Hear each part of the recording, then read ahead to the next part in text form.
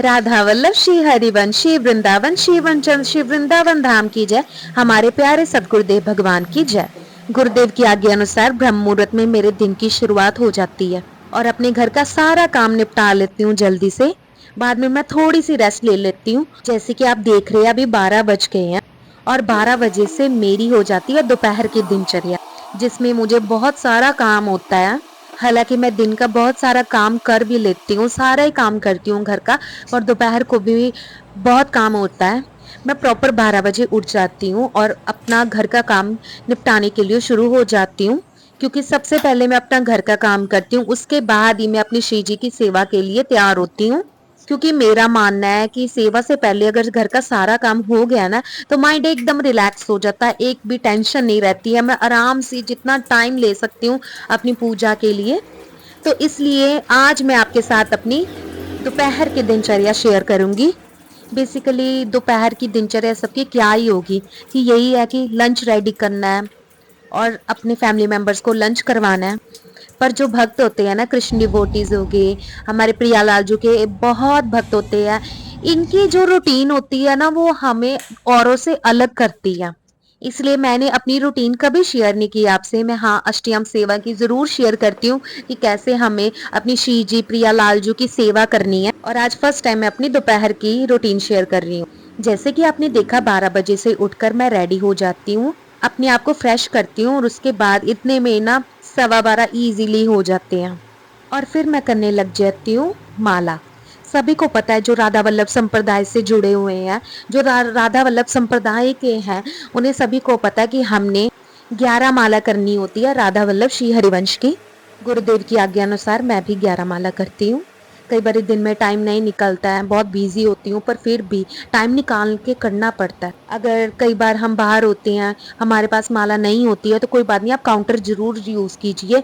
आप काउंटर हमेशा अपने पास रखिए। तो इसी के साथ मैंने अपनी माला संपूर्ण की। उसके बाद सीधा मैं चली जाती हूँ किचन में और किचन में अपनी पूरी साफ सफाई करती हूँ, क्योंकि मुझे ये होता है कि मैंने भोग बनाना है अपनी श्री जी के लिए, लालजू के लिए। तो मुझे ये है कि मेरा किचन एकदम साफ होना चाहिए।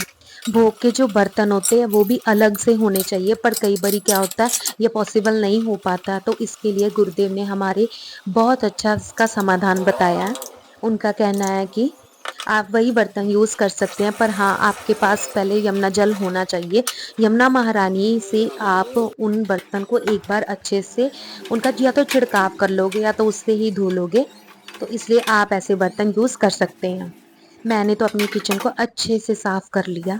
इतने में कम से कम 1 घंटा मुझे लग जाता है इजीली, और टाइम हो जाता है 1:30। और 2 बजे से पहले पहले मुझे होता है कि मैं अपने प्रियालाल जी को भोग लगा दूं, क्योंकि कई बार मैं उत्थापन सेवा करती हूँ, जो कि अष्टयाम सेवा में से एक सेवा मानी गई है। और उत्थापन सेवा का जो समय होता है वो 3 से 4 के बीच होता है। इसलिए मेरी कोशिश होती है कि मैं 2 बजे या 2 बजे से पहले भोग लगा दूं, क्योंकि फिर बाद में जब उत्थापन सेवा करनी होती है तो उसमें भी भोग पवाया जाता है। इसलिए टाइम का जो एडजस्टमेंट है वो बहुत ज़्यादा ज़रूरी है।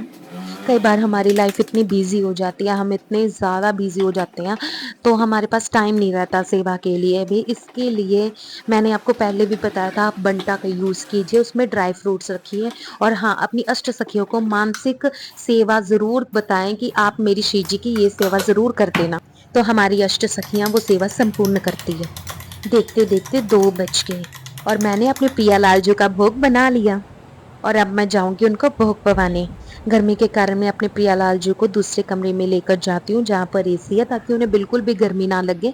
और अब आप मेरे प्रियालाल जी के दर्शन कीजिए, देखिए कितने सुंदर लग रहे हैं। आज थर्सडे है, मेरी कोशिश यही रहती है कि इस दिन मैं अपने प्रियालाल जी को पीले वस्त्र ही धारण करवाऊं और मैं खुद भी धारण करूं, क्योंकि इस दिन बृहस्पति देव जी का दिन होता है। और बृहस्पति देव कौन है? विष्णु जी। विष्णु जी कौन है? कृष्ण। ये सब एक ही है।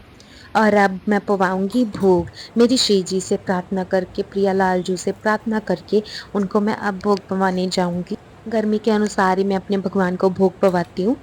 जैसे कि आप देख रहे हैं कि मैं अब अपने भगवान को दही का भोग पवा रही हूँ, ताकि उनको खाने में अच्छा लगे और ठंडक पहुंचाए। भोग पवाते पवाते तुलसी महारानी को जरूर याद किया कीजिए। जैसे मैं अब भोग पवा रही हूँ तो इसके पद नहीं है। अगर आप अष्टयाम सेवा करोगे तो हर एक सेवा का पद होता है जिनका आपको गायन करना है। तो ये है गाइज़ मेरी दोपहर की रूटीन और ये सेम ही रहती है। कई बार चेंज होती है जब मुझे कहीं आना-जाना हो। तो गाइज़ इसी के साथ मैं व्लॉग को एंड करती हूँ। थैंक्स फॉर वॉचिंग और हाँ, लाइक कमेंट ज़रूर करना। जय जय श्री राधे श्याम, सबको मिले वृंदावन धाम।